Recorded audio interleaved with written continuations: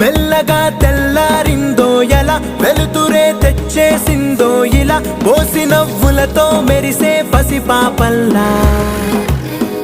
చేదతో బావులలో గలగల, చెరువులో బాతుల ఈతల కళ, చేదుగా ఉన్న వేపను నమిలే వేళ.